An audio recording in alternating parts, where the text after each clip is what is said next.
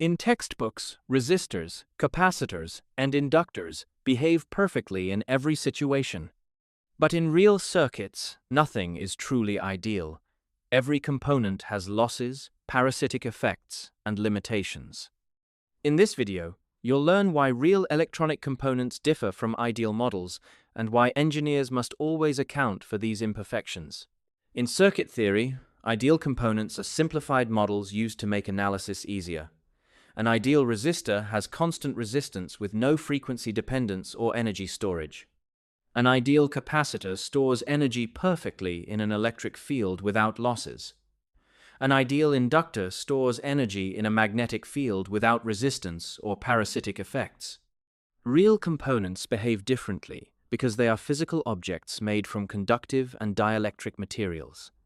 Every resistor has some parasitic capacitance and inductance. Every capacitor has leakage resistance and equivalent series resistance. Every inductor has winding resistance and unwanted capacitance between turns. These non-ideal properties become more important as frequency increases. At low frequencies, ideal models are often sufficient. At higher frequencies, especially in RF engineering, real component behavior dominates circuit performance and must be carefully considered in design. The main reason real components deviate from ideal behavior is their physical structure. Current must travel through real materials, which always have resistance, imperfect conductivity, and geometric limitations. Electromagnetic fields also interact with surrounding structures, creating unintended coupling effects. In capacitors, the dielectric material is not perfect, so some current leaks through it. This is modeled as a parallel resistance. In inductors, the wire used to form coils has resistance, which dissipates energy as heat. Additionally, changing magnetic fields induce unwanted voltages in nearby structures.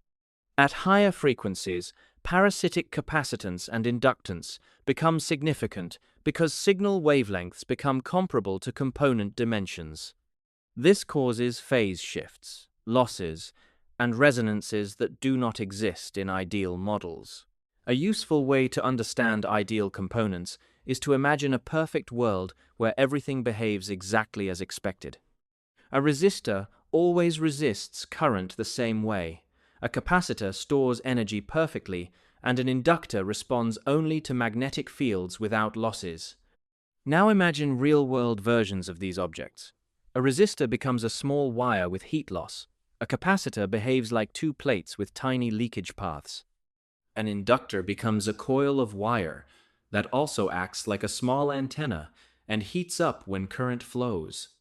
This difference is similar to comparing a frictionless surface in physics to real surfaces where friction always exists.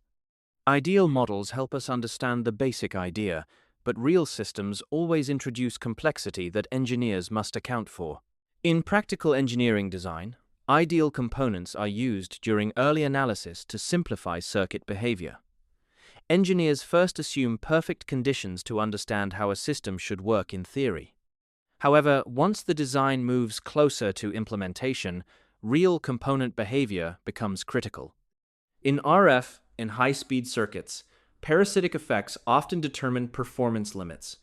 For example, a capacitor that works well at low frequency may fail to behave correctly at gigahertz frequencies due to internal inductance. Similarly, inductors may stop behaving as inductors and start acting like capacitors at resonance points. Engineers use datasheets, equivalent circuit models, and simulation tools to account for these effects. Understanding the gap between ideal and real components is essential for building reliable electronic and RF systems. In audio electronics, ideal models often work well because frequencies are relatively low and parasitic effects are small. However, even in these systems, real component behavior can introduce distortion, noise, or efficiency loss. In RF systems, the situation is very different. Antennas, filters, amplifiers, and transmission lines operate at high frequencies where parasitic effects dominate. A small, unintended capacitance or inductance can completely change circuit behavior. This is why RF engineers spend significant effort on layout design, component selection, and simulation. Real-world performance depends not just on schematic design, but on understanding how each component deviates from its ideal model under operating conditions. So, today, we learned that ideal components are simplified models, while real components always include parasitic effects and non-ideal behavior. Understanding this difference is essential for moving from basic circuit theory to real-world electronic and RF design. In the next lesson, we'll explore short circuit versus open circuit and understand two extreme conditions that define circuit behavior.